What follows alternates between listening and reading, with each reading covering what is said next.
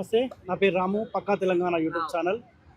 So KVR అన్న కేసులో నేను ప్రత్యక్షంగా సూచన.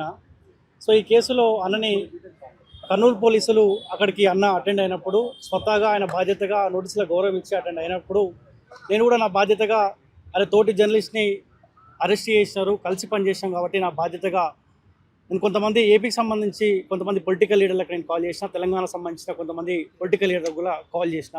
మీకు ఏమైనా ఏపీలో పరిచయాలు ఉంటే దయచేసి ఈ విషయంలో జోక్యం చేసుకోండి. కేవీఆర్ని మనం కాపాడే ప్రయత్నం చేయాలి. ఏపీ పోలీసులు అక్కడ కూటమి ప్రభుత్వానికి ఇబ్బంది అవుతుంది కాబట్టి ఖచ్చితంగా ఆయన పైన లాఠీ చార్జో లేకపోతే థర్డ్ డిగ్రీయో ప్రయోగించే అవకాశం ఉంటుంది. కాబట్టి నేను కొంతమంది పొలిటికల్ లీడర్లకి కాల్ చేసినప్పుడు ఆ కర్నూలుకు సంబంధించిన సిఐకి, ఆ పక్కన పోలీస్ స్టేషన్ సంబంధించిన సిఐకి ఒక పొలిటికల్ లీడర్ మాట్లాడినప్పుడు ఆ సిఐ ఏం చెప్తా ఉన్నాడంటే ఇది పైనుంచి ప్రెజర్ ఉంది అని చెప్పినాడు. ఆ పొలిటికల్ లీడర్ వెంటనే పైనుంచి ప్రెజర్ ఉంది కదా, స్థానికంగా ఉన్న ఎమ్మెల్యేకు కాల్ చేస్తానన్నా అట్లీస్ట్ కేవీఆర్కి నోటీసులు ఇచ్చి వదిలిపెడతారేమో అని మేము ప్రయత్నం చేసినాం.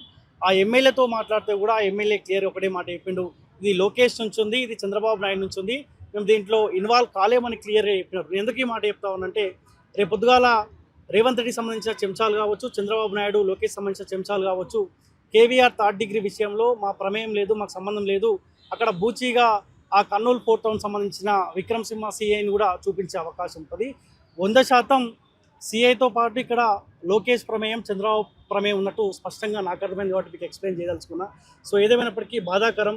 సో ఇప్పుడు అందరం మాట్లాడుతున్నాంలే కానీ ఆ థర్డ్ డిగ్రీని మనం రిటర్న్ తీసుకోలేము. ఆ గాయాలు మళ్ళీ అంటే ఆ కోలుకోలేని గాయాలు, అటువంటి 1 వీక్ ఎటువంటి ఇబ్బంది పడిండో నేను చూసిన. సో ఇంకో మాట ఇక్కడ నాకు చిన్న డౌట్ కూడా వస్తూ ఉన్నది. కేవీఆర్ అని వదిలిపెట్టాలంటే కేవీఆర్ భార్య రావాలి అన్న మాట సిఐ పదే పదే రిపీట్ చేసినట్టు ఆ మాటలు ఆయనకి ఇంకా బాధ పెడతా ఉన్నాయి.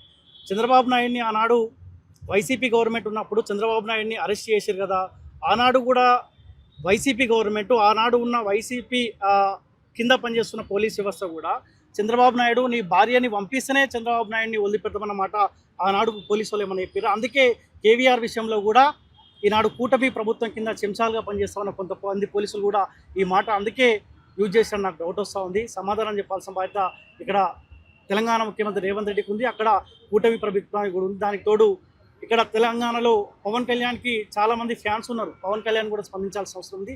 సో ఏదేమైనప్పటికీ తెలంగాణ జర్నలిస్టుల జోలికి కనుక ఏపీ ప్రభుత్వం రావాలి, గెలికి వాసన చూడాలనుకుంటే ఖచ్చితంగా మేము ఇప్పటివరకు తెలంగాణ పైనే ఫోకస్ చేస్తాం. రాబోయే రోజుల్లో ఏపీ పైన కూడా ఫోకస్ చేస్తాం. 100% కేవీఆర్ని కాపాడుకునే బాధ్యత మా అందరిపైన ఉంది.